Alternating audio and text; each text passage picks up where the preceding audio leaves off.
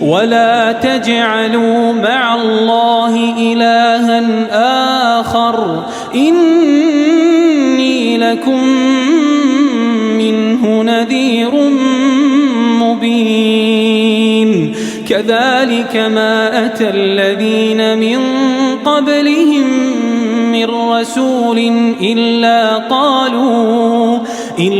قالوا ساحر أو مجنون أتواصوا به بل هم قوم طاغون فتول عنهم فما أنت بملوم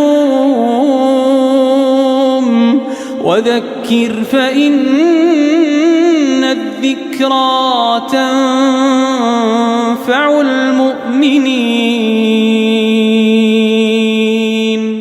أعوذ بالله من الشيطان الرجيم.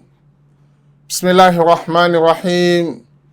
الحمد لله رب العالمين، والصلاة والسلام على المصطفى البشير النذير سيدنا محمد وعلى آله وصحابته ومن اهتدى بهديه إلى يوم الدين. أما بعد, toute la louange et la gloire à Allah, le miséricordieux, le tout miséricordieux, le très miséricordieux. Que la paix, le salut et la bénédiction d'Allah soient sur le prophète Muhammad sallallahu alayhi wa sallam, sur sa famille, sur ses compagnons et sur tous ceux qui suivent et suivront ses enseignements jusqu'au jour du jugement dernier. Chers téléspectateurs de la Sunna TV, je vous adresse la salutation universelle, la salutation de l'islam, la salutation du paradis, la salutation de paix, où Allah nous a demandé de nous échanger avec cette salutation tout le temps où on se rencontre, la salutation du paradis où Allah dit « Assalamu alaikum wa rahmatullahi wa barakatuh ». Que la paix, le salut et la bénédiction d'Allah soient sur vous, sur nous, sur tous les musulmans partout où ils se retrouvent, et que la bénédiction et la grâce d'Allah nous accompagnent et qu'Allah subhanahu wa ta'ala nous guide tous vers le bon et le droit chemin. Chers téléspectateurs, aujourd'hui nous allons débattre un thème d'actualité, un thème qui est le thème essentiel pendant cette période. Pendant le mois de Dhul Qa'da et Dhul Hijjah, on ne peut que vous parler de Hajj. Le Hajj, comme nous l'avions dit précédemment dans l'émission passée, est le 5e pilier de l'islam, puisque l'islam est construit sur 5 piliers, et ces 5 piliers doit être au complet au niveau de chaque musulman si les conditions nécessaires pour ces 5 piliers se réunissent au niveau d'un musulman. Comme nous l'avions dit, le Hajj est conditionné par la capacité financière et la capacité physique. Nous l'avions bel et bien expliqué lors de l'émission passée. À travers cette émission, nous allons aborder un côté essentiel du Hajj. C'est le côté des rites du pèlerinage. Et ces rites sont des enseignements dont le musulman doit connaître dans ses détails avant d'aller au pèlerinage. Puisque les rites de Hajj sont un ensemble de règles et le musulman doit connaître ces règles-là dans les moindres détails. Puisque le principe qui nous guide dans le pèlerinage, c'est le hadith du prophète Muhammad sallallahu alayhi wa sallam. Le prophète dit dans son hadith, khudhu anni manasikakum. Prenez de moi vos rites de Hajj. Alors, les rituels de Hajj doivent être à l'image du prophète Muhammad sallallahu alayhi wa sallam. Ce qui veut dire que, avant de prendre le départ pour le pèlerinage à la Mecque, vous devrez vous renseigner sur les règles du Hajj. Et tenez-vous tranquille, ce n'est pas des règles qu'il faut simplement lire dans les livres en disant que oui, je sais lire, je suis un intellectuel, donnez-moi les livres, je vais lire cette théorie et à travers la lecture, je serai capable d'aller les mettre en application.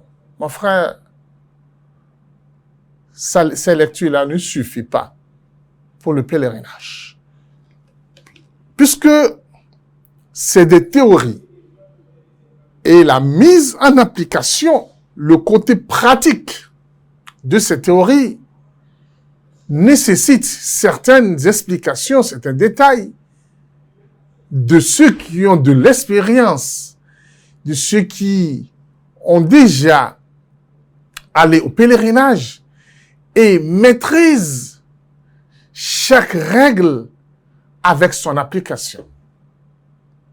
En plus, la lecture, surtout ceux qui veulent lire en langue arabe et qui ne maîtrisent pas bien l'arabe,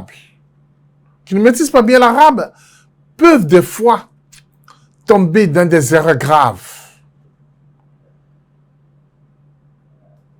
Il est arrivé une fois où quelqu'un était à la Mecque en ayant en main un couteau et une souris. Lorsque, étant étonné de ce qu'il porte en main, les gens lui ont posé la question, mon frère, qu'est-ce que tu veux aller faire à la Mecque avec deux couteaux et d'une souris? Il dit, voilà ce que j'ai lu dans le livre. Mais on lui a demandé d'apporter le livre. Le voilà, qu'il a mal lu. Deux mots qui ont été cités dans les hadiths qui nous parlent du Hajj, où le prophète Muhammad sallallahu alayhi wa sallam dit, dans vos mouvements pendant le pèlerinage, il faut que vous bougez avec ce que nous appelons as-sakinah wal-waqar. As-sakinah, vous devez aller lentement, wal-waqar, avec humilité et respect lors de vos mouvements pendant le pèlerinage. Il a mal lu ces mots. Le mot sakina, il y a lu sikina. Sakina, au lieu de ça, il a lu si. Et sikin, c'est le couteau. Lorsqu'il voulait lire waqar, il a lu fa, il a lu far. Il a mal lu. Et c'est ainsi qu'il a commencé par appliquer mal le pèlerinage. Certains, dans les invocations de Hajj, lisent mal. Rabbana la tada' lana dhanban. Ô Seigneur, ne laisse aucun péché dans le péché que nous avions commis. Mais dans sa lecture, il lit Rabbana la tada' lana dhanban. Au lieu de péché, c'est la queue qu'il cite. C'est pour cela que il est rigoureusement conseillé de ne pas se contenter de ce que vous lisez dans les livres. Il faut se rapprocher des savants, de ceux qui connaissent les enseignements de Hajj, pour apprendre d'eux l'application de ces rites. Ce qui nous amène à vous rappeler que parmi les grands préparatifs du Hajj, c'est de consacrer une grande partie de vos temps dans les enseignements et les règles du pèlerinage pour que vous puissiez accomplir votre pèlerinage en respectant les règles telles que le prophète Mohammed sallallahu alayhi wa sallam nous l'a enseigné. D'abord, pour parler de pèlerinage, nous devrons nous rappeler du premier instant où Allah subhanahu wa ta'ala a décidé de reconstruire la Kaaba, de reconstruire la Mecque et de transformer la Mecque en un lieu d'adoration par excellence et l'endroit où les musulmans de par le monde viendront adorer Allah subhanahu wa ta'ala. Lorsque nous voulons parler des rites de Hajj, nous devons, pour commencer, rendre hommage à Hajara, l'épouse de Ibrahim, et son fils Ismaël. Cette petite famille à travers laquelle le début de Hajj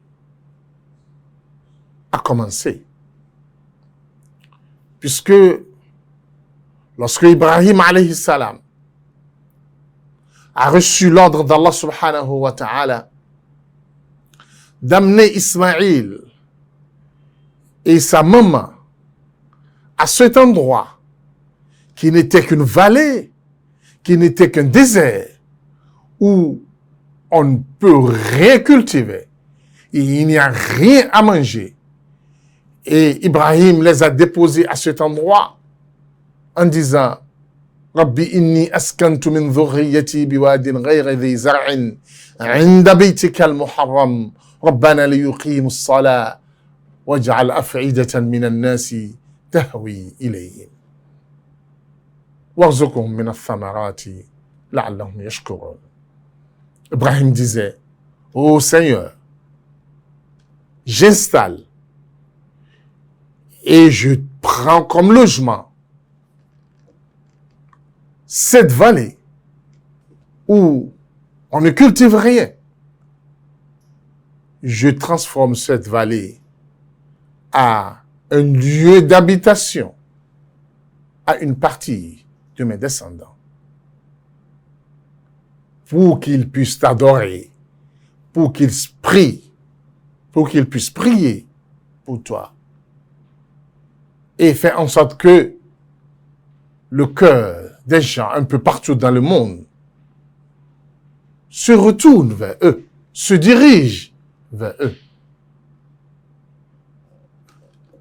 C'est juste après le départ de Ibrahim qu'Allah subhanahu wa ta'ala a fait surgir un miracle pour la mère de Ismaël, qui avait fini de boire le peu d'eau que son époux lui a laissé et qui avait besoin de l'eau. Et la maman, avec son amour maternel pour son fils et son attachement à Allah subhanahu wa ta'ala, ne savait quoi faire. Il y avait autour d'elle deux montagnes, la montagne de Safa et la montagne de Marwa, qui ne sont pas loin du lieu de la maison d'Allah, qui est la Kaaba. À la recherche d'un secours, Hajara a couru vers la première montagne, qui est Safa, et cria à haute voix. Peut-être quelqu'un va l'entendre. Peut-être quelqu'un viendra la secourir. Peut-être que quelqu'un pourra venir lui apporter de l'eau. Elle est montée sur la première montagne, elle a crié. Personne ne l'a entendue, puisque elle était seule dans le désert. Personne n'était proche de l'endroit. Elle quitte la montagne de Safa. Elle se dirige vers la montagne de Marwa. Elle fait le même exercice, sans que personne ne l'entende. Voilà la dame qui faisait ses va-et-vient entre ces deux montagnes à la recherche d'un secours.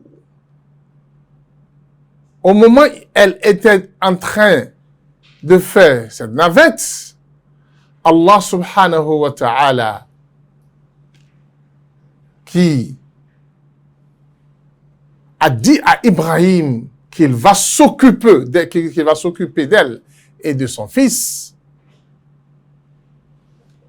faisait sortir de l'eau du bout de pied de Ismaïl que sa maman avait laissé à même le sol. Son pied qui tapa le sol, du bas de son pied, il y a une eau qui se dégageait. Et la maman qui constata l'eau descenda de la montagne et courra pour venir voir l'eau. Et l'eau qui commence par s'élargir dans l'endroit. Et Jibril qui indiqua à cette dame Zem, Zem, Zem, Zem, c'est-à-dire couvre, enseigne l'eau, cadre l'eau. Ce qu'elle a fait, ce qui a fait que une source d'eau s'est dégagée de cet endroit. Et là, nous avions l'eau de Zemzem. C'est cette eau qui a drainé les habitants qui vivaient non loin de cet endroit. Quand ils ont constaté certains oiseaux qui survolaient l'endroit et par leur connaissance du milieu, ils se sont dit, ces oiseaux ne survolent qu'à un endroit où il y a de l'eau. Ce qui les a amenés à se rapprocher de l'endroit. Et ils ont constaté qu'il y a de l'eau. Et Hajara les a dit, vous pouvez habiter, mais l'eau, c'est à nous, ce n'est pas à vous. Vous pouvez vous en servir, mais la propriété de l'eau, c'est à moi et à mon fils. C'est après un moment qu'Allah subhanahu wa ta'ala a maintenant ordonné à Ibrahim de revenir à la Mecque pour construire la Mecque, pour construire la Kaaba. C'est par là que Ibrahim et son fils Ismaïl ont commencé par élever la base de la maison et commencer par construire la Kaaba. Ce qu'Allah subhanahu wa ta'ala nous dit dans le Coran, وَإِذْ يَرْفَعُ إِبْرَاهِيمُ الْقَوَاعِدَ مِنَ الْبَيْتِ وَإِسْمَاعِيلُ رَبَّنَا تَقَبَّلْ مِنَّا إِنَّكَ أَنْتَ السَّمِيعُ الْعَلِيمُ. Les deux ont commencé par élever la base, mais à chaque mouvement qu'ils faisaient, qu'est-ce qu'il disait? Rabbana taqabbal minna.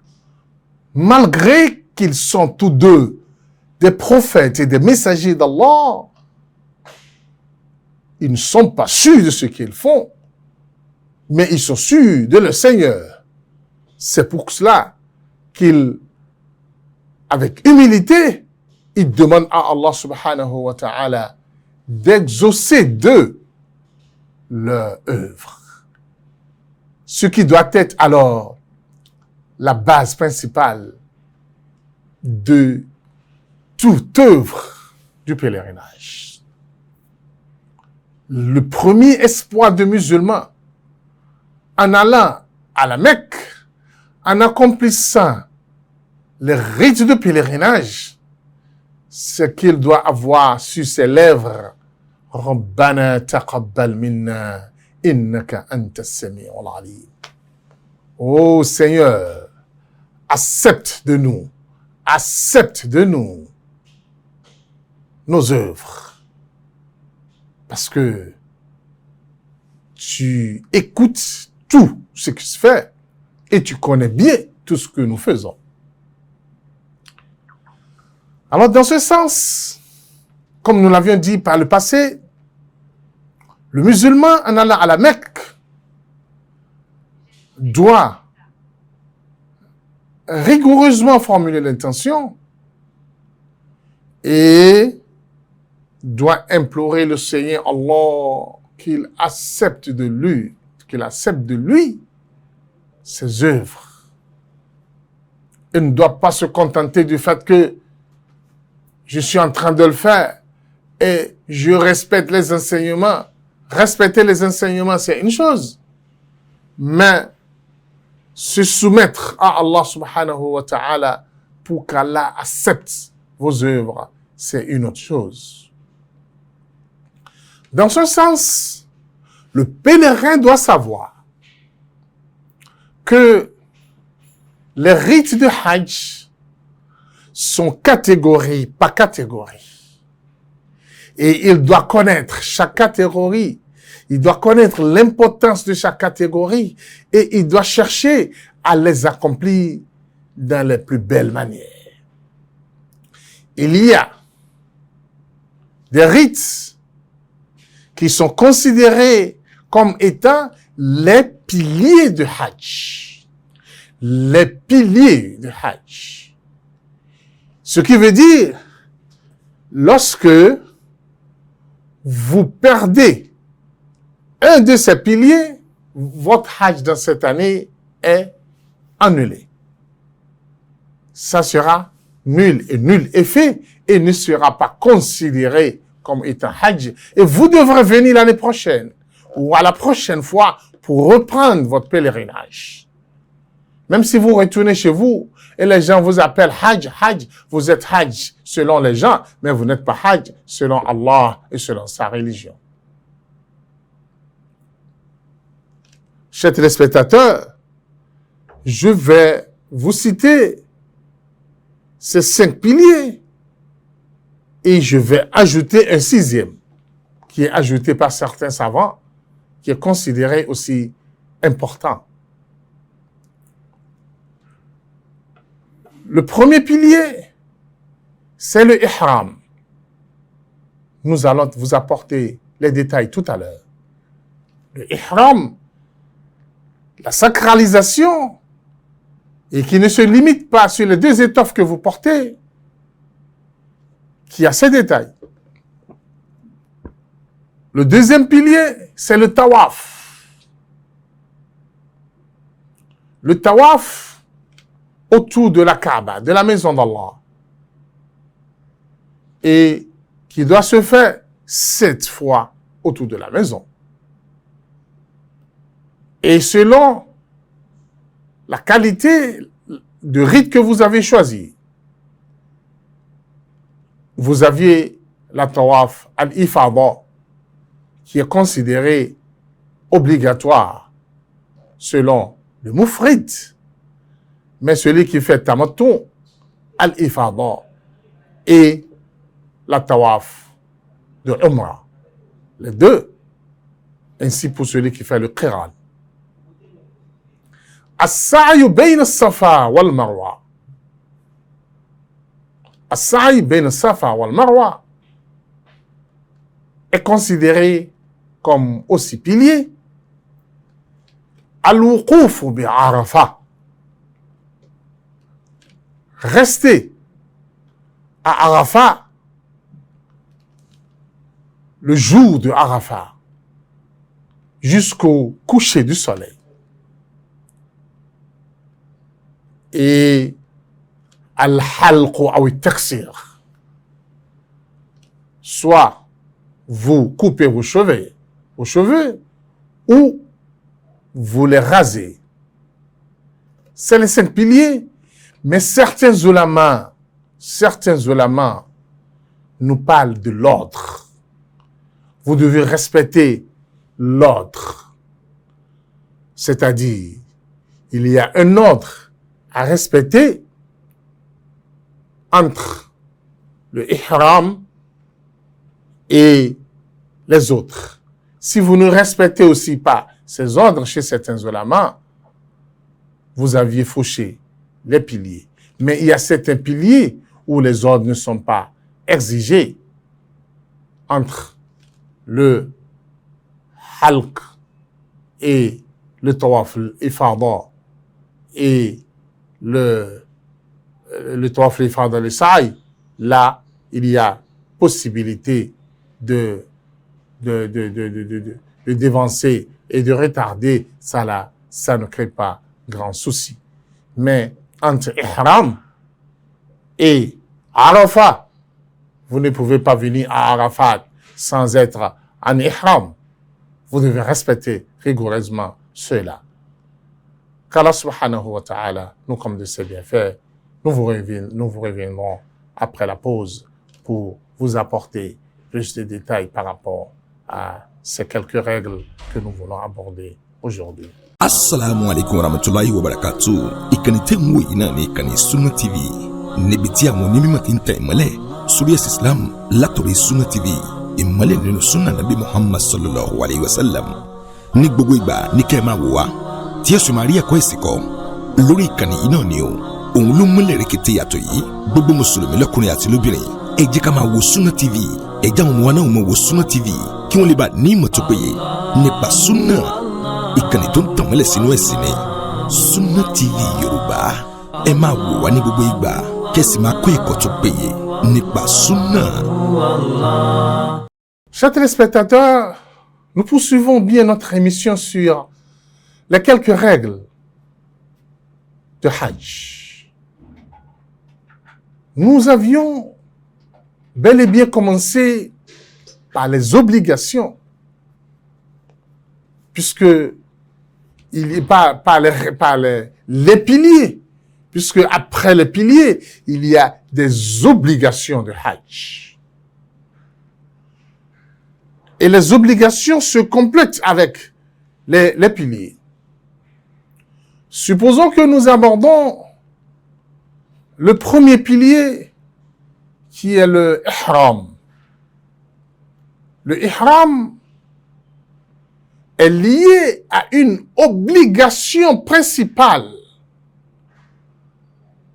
qui est exigée pour pouvoir avoir ce pilier de sacralisation. La sacralisation qu'est l'ihram, qui est le fait de formuler l'intention d'être sacralisé après avoir porté les 2 étoffes pour les hommes. Et ces étoffes, comme vous devrez le savoir, ne doivent pas être cousues. Ça doit être sans fil. Ça doit être des pagnes dont aucune épingle n'a touché. C'est-à-dire fabriquées ainsi.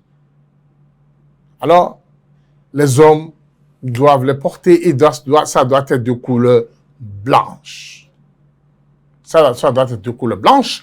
Et vous prenez une partie pour couvrir le bas et l'autre pour couvrir le haut de votre corps. Et la manière pour pouvoir les porter sont expliquées et détaillées un peu partout dans les émissions de Hajj. Pour ne pas se créer de la peine ou bien l'attacher et avec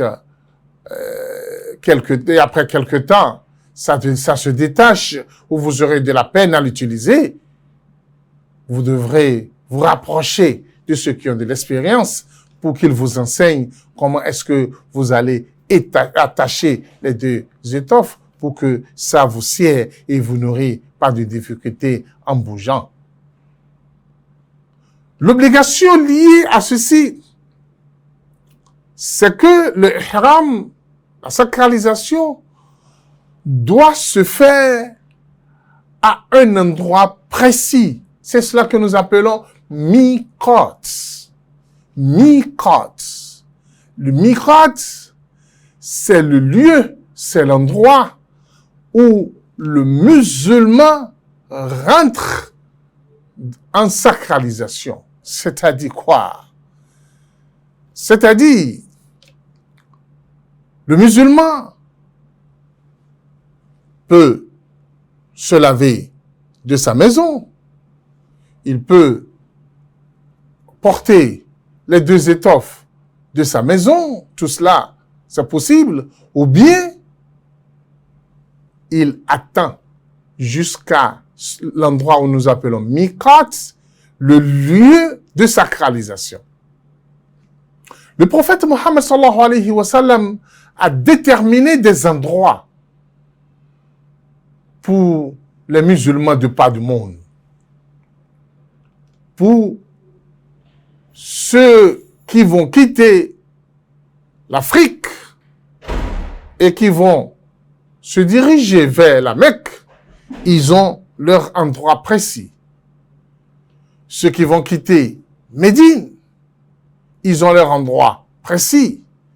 Ceux qui vont quitter Najd ont leur endroit précis. Ceux qui doivent quitter Yémen ont leur endroit précis. Ceux qui doivent quitter Yémen, ceux qui doivent quitter Cham ont leur endroit précis. Chacun est appelé à respecter son endroit. De nos jours, nous prenons de l'avion pour aller à la Mecque. Alors, dans ce cas, supposons que vous voulez quitter l'Afrique pour aller à la Mecque, directement à Jeddah. Vous allez survoler sur l'endroit de sacralisation pour ceux qui quittent en Afrique. Vous n'auriez pas la chance de s'arrêter à cet endroit. Alors, vous êtes appelé à informer l'équipage. Et l'équipage, si c'est un avion spécial pour le Hajj, l'équipage même est bien informé. L'équipage vous indiquera l'endroit de sacralisation. Et qu'est-ce que vous êtes appelé à faire? Vous devrez, soit, avant de quitter de chez vous, vous portez déjà les deux étoffes. Et pour les dames ne sont pas appelées à porter les deux étoffes. Elles sont appelées à s'habiller proprement. Un habillement normal qui couvre tout le corps avec le voile, mais elle ne doit pas couvrir le visage, ni porter des gants. Elle ne doit pas porter les gants, elle ne doit ni fermer le visage.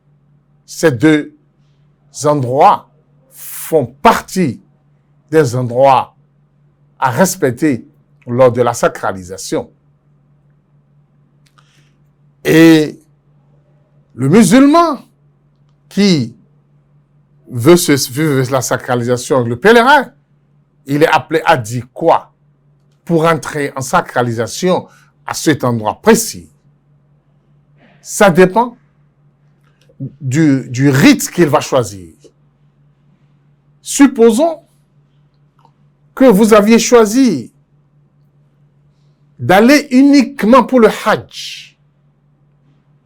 Vous voulez faire uniquement le Hajj, ce que nous appelons al-ifrad. Vous êtes appelé à formuler l'intention à haute voix. Labbayka hajjan. Labbayka hajjan. Et après cela, vous êtes appelé à répéter Labbayk Allahumma labbayk. Labbayk la sharika laka labbayk. Innal hamda wan ni'mata laka wal mulk la sharika lak. Voilà la formule à répéter jusqu'à ce que vous allez voir la Kaaba. L'erreur que nous constatons de nos jours, c'est que vous rencontrez un convoi qui se dirige vers la Mecque et que les pèlerins ont bien porté les étoffes qui indiquent qu'ils sont déjà sacralisés et vous n'entendez pas d'eux. Labbayk Allahumma labbayk. Labbayk la sharika laka labbayk. Innal hamda wan ni'mata laka wal mulk la sharika lak. C'est une grave erreur. Parce que lorsque vous ne faites pas cela, vous perdez tout ce temps. Et c'est clair dans le hadith que lorsque vous dites labbayk Allahumma labbayk, vous faites le talbiya.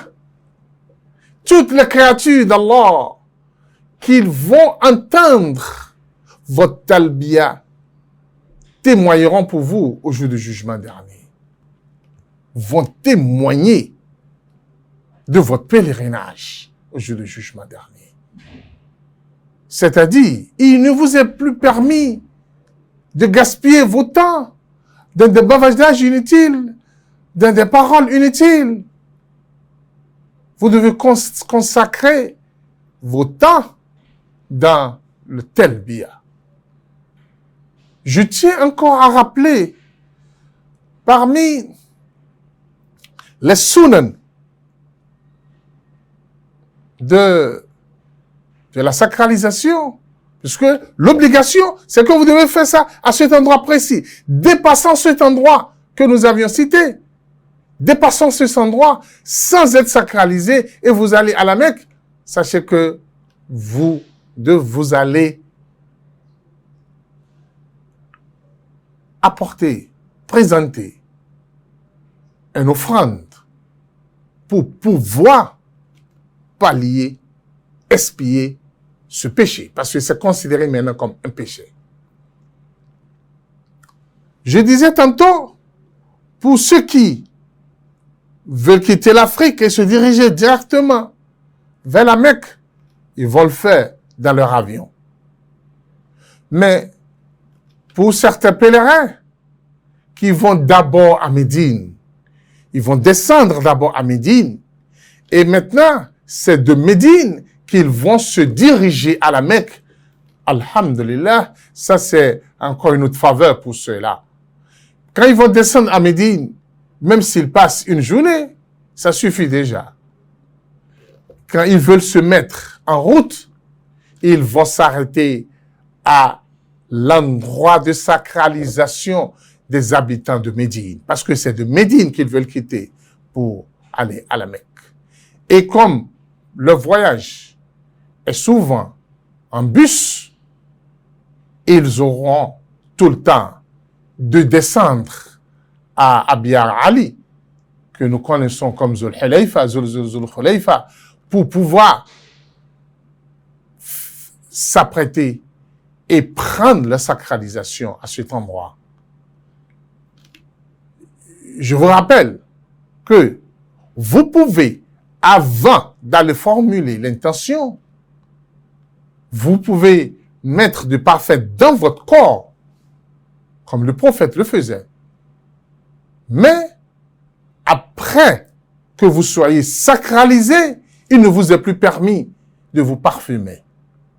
Il ne vous est plus permis de vous parfumer, ni de tailler vos ongles, ni de porter un chapeau ou bien de couvrir votre tête en ce qui concerne les hommes.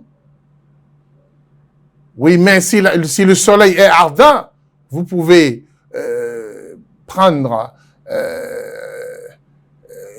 un parapluie pour réduire la chaleur du soleil. Ce n'est pas interdit. Mais mettre de chapeau ou mettre quelque chose sur la tête, un habit, un pagne sur la tête, tout cela, ça va vous amener à présenter des offrandes à la fin. Vous ne devrez pas porter des souliers, des chaussures fermées. Vous êtes simplement appelé à porter des tapettes ou vos chevilles doivent apparaître. Alors, après cette étape de sacralisation, où je répète, s'annonce par la formule de sacralisation. La formule de sacralisation, je disais, si vous voulez faire seulement le hajj, vous dites labbayka hajjan. Il n'est pas obligatoire de conditionner comme certains l'obligent, sauf si vous aviez une peur. Mais de nos jours, alhamdulillah, la sécurité est bien assurée, vous n'aviez pas besoin de conditionner. Chers téléspectateurs, si c'est le rite tamattu que vous voulez faire, là, vous allez d'abord faire le Umrah, arriver à la Mecque, et après la Umrah, vous irez, vous attendez le 8e jour pour se resacraliser à l'intérieur de la Mecque. Alors, dans ce cas où c'est le Hajj et le Umrah que vous voulez faire, et vous allez d'abord commencer par le Umrah. Alors, vous êtes... Et d'ailleurs, tous nos pèlerins ont l'habitude de faire le tamattu, puisque c'est le meilleur rite selon la majorité des ulama.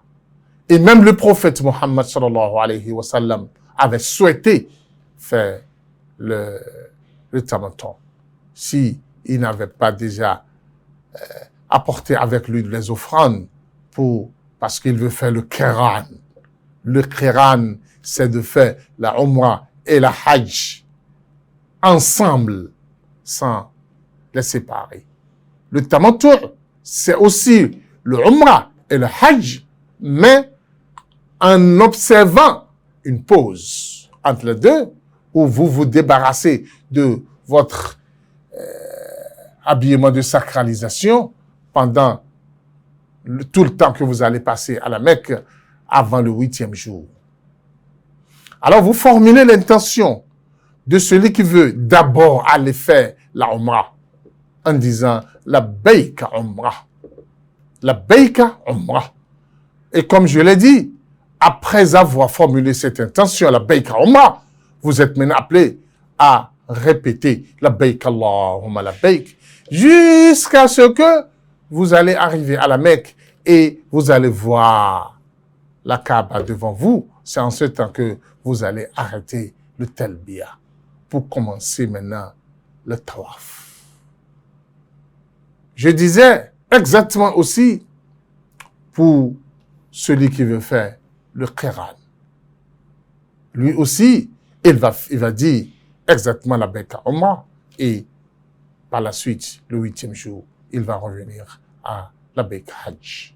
Alors, pour celui qui a décidé de faire le tamattu, formulera l'intention. Pour nos pèlerins qui vont passer par Médine, vont s'arrêter à Miqat des habitants de Médine. Et c'est là qu'ils vont formuler leur intention de vouloir aller faire la Umrah. Alors, il s'habille, il formule l'intention et il se dirige maintenant vers la Mecque. L'obligation, c'est que vous devrez le faire où? À l'endroit précisé par le prophète Mohammed sallallahu alayhi wa sallam. Et vous devrez éviter toutes les interdictions lors de la sacralisation. Et vous devez vous rappeler que si vous commettez une de ces interdictions, vous allez présenter une offrande. Et l'offrande, c'est soit vous achetez un mouton qui sera immolé à la Mecque pour les pauvres de la Mecque qui vont manger. Et si vous n'aviez pas les moyens, vous êtes appelé à jeûner 3 jours à la Mecque et 7 jours à votre retour à la maison. Ce qui veut dire que 10 jours de jeûne sont obligatoires pour celui-là qui va commettre une interdiction, des interdictions de la sacralisation. Alors, après avoir accompli ce pilier, qui est le premier pilier de Hajj, vous irez vers la Tawaf. Alors, pour celui-là, qui veut d'abord faire la Umrah, parce que il a formulé l'intention de Umrah, il est appelé à faire cette Tawaf qui est considérée comme la Tawaf de Umrah. Et la Tawaf, vous devrez connaître ceci. À l'entrée de la Mecque, lorsque vous rentrez par le portail connu par le portail Salam, connu de tous, vous devez vous renseigner de l'endroit où se trouve Al-Hajar al-Aswad, la pierre noire, la pierre angulaire. Cette pierre que le prophète Mohammed sallallahu alayhi wa sallam nous a informé qu'elle est descendue du ciel, du paradis, et qu'elle était au départ une pierre blanche. Et c'est le péché des êtres humains qui l'ont transformée en une pierre noire. Alors cette pierre vient du paradis. C'est l'un des objets du paradis sur terre. Alors, si le musulman a la possibilité de l'embrasser, alhamdulillah, c'est un don pour lui. Mais s'il n'a pas cette possibilité, il ne doit pas aller bousculer les gens, il ne doit pas aller se faire du mal pour qu'il puisse embrasser cette pierre. Il lui suffit simplement de s'y aller par sa main et de faire signe à cette pierre pour indiquer simplement qu'il a embrassé. En mettant la Kaaba de son côté gauche, en se mettant sur la ligne tracée pour indiquer juste le lieu de cette pierre, le musulman commence la tawaf. Chers téléspectateurs, pour la tawaf, vous aviez les mêmes conditions de la prière. C'est comme si vous voulez prier. C'est-à-dire, on ne fait jamais la tawaf sans être en ablution. Et vous êtes appelé, au moment de votre tawaf, à ne faire que des invocations, la gloire en Allah subhanahu wa ta'ala, ainsi de suite. Le pèlerin qui est en train de faire la tawaf et qui passe son temps à bavarder, à échanger avec son frère, oui, ce n'est pas que son tawaf est gâté, mais il perd la valeur de ce tawaf. La seule chose autorisée et qui différencie la tawaf de la prière, c'est qu'il peut parler. Mais parler, c'est une manière de perdre les avantages de son tawaf. Et Le musulman doit prendre tout son temps à faire la tawaf. Il ne doit pas se presser, bousculer les gens, vouloir finir en un temps record, comme certains ont l'habitude de le faire. Je le fais en 15 minutes, je le fais en 30 minutes. Tu es venu pour quoi? Tu es venu pour ça, pour cette adoration. Pourquoi ne pas prendre ton temps et le faire avec tranquillité, avec toute la quiétude nécessaire, et de ne pas bousculer les autres et créer des embouteillages. Mon frère, lorsque tu arrives au dernier tournant, à l'endroit où nous appelons à Rukn Yamani, pour pouvoir aller, pour finir le premier tour, tu dois dire Rabbana atina fid dunya hasana wa fil akhirati hasana wa qina adhaban nar. C'est cette invocation qu'il faut répéter chaque fois que tu arrives à cet endroit. Et durant ton tawaf, fais beaucoup de dhikr, fais beaucoup des invocations, rappelle-toi de ta famille, de tes enfants, de ton pays, implore Allah subhanahu wa ta'ala. Toutes tes difficultés, plains-les devant Allah subhanahu wa ta'ala. Après avoir fini les 7 tours de tawaf, il est recommandé, et dans la sunna du prophète Muhammad sallallahu alayhi wa sallam, de faire 2 rakats derrière l'endroit où nous appelons Maqam Ibrahim, où on a indiqué cela, c'est là. Tu iras faire les 2 rakats. La première rakat, habituellement, vous récitez Qul ya ayyuhal kafirun, et la deuxième rakat, vous récitez Qul huwallahu ahad. C'est après cela que vous êtes invités à aller vous abreuver de l'eau de Zamzam. Cette eau, qui est la première eau sortie à cet endroit, cette eau qui est une eau bénie, l'eau que le prophète Muhammad sallallahu alayhi wa sallam a qualifiée en disant Zamzam liman shuribala. Zamzam est une remède pour ce pourquoi vous l'aviez bu. Si vous le buvez pour le savoir, vous la buvez et vous priez Allah qu'Allah vous donne le savoir, Allah vous donnera le savoir. Vous la buvez pour la guérison. Vous finissez de boire, ou bien avant de boire, vous priez Allah subhanahu wa ta'ala, Allah, je souffre de telle maladie, je veux boire cette eau. Oh Seigneur, guéris ma maladie. Wallahi, Allah va te guérir. La parole du prophète est claire. Zemzem liman shuribala.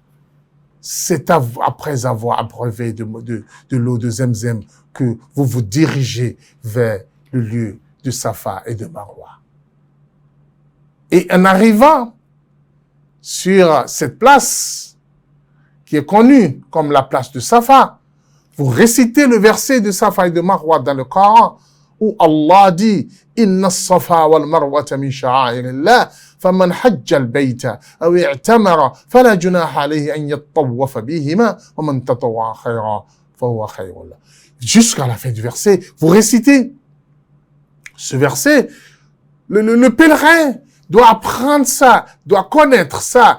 Et mais s'il ne sait pas lire l'arabe, qu'il le transcrit sur un bout de papier et qu'il essaie de lire cela en se mettant sur l'endroit puisque aujourd'hui la montagne est quasiment disparue parce que on a déjà mis le carreau jusqu'au top de la montagne.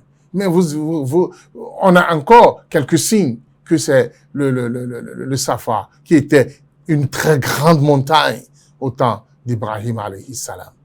Vous vous installez là-dessus, vous vous dirigez vers la Kaaba, où si vous avez la possibilité de la voir, ou même si vous n'avez pas la possibilité de la voir, vous dirigez vers la Kaaba, vous faites les invocations et vous prenez le chemin.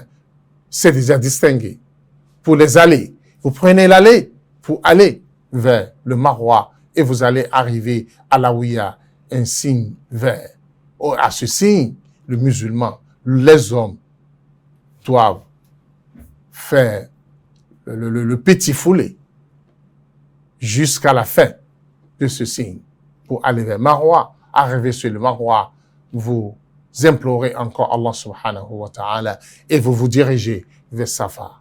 L'aller c'est 1, le retour c'est 2, et l'aller c'est 3, le retour c'est 4, l'aller c'est 5, le retour c'est 6, et maintenant le dernier aller fera le 7, et c'est comme ça vous finissez le tour entre le Safa et le Marwa, et vous allez soit vous couper une partie de vos cheveux, et c'est ça qui est préféré parce que vous allez après raser définitivement pour le Hajj. Et lorsque vous coupez vos cheveux, vous avez déjà accompli la Umrah, vous êtes appelé à vous déshabiller et à rentrer dans la ville pour commencer le temps que vous aurez votre séjour à l'intérieur de la Mecque, en attendant le 8e jour pour se sacraliser à nouveau pour le Hajj. Chers téléspectateurs, notre émission prochaine sera autour de ces rites que vous allez faire lorsque vous allez démarrer le 8e jour. Qu'Allah subhanahu wa ta'ala nous comble de ses bienfaits, qui nous donne la compréhension de notre religion, qu'il nous facilite l'accomplissement de notre pèlerinage dans de très bonnes conditions et qu'Allah accepte de nous toutes nos œuvres. ربنا تقبل منا إنك أنت السميع العليم وتب علينا يا مولانا إنك أنت التواب الرحيم وفقنا إلى الحق وإلى طريق مستقيم سبحانك اللهم وبحمدك نشهد لا إله إلا أنت نستغفرك ونتوب إليك. الله أكبر الله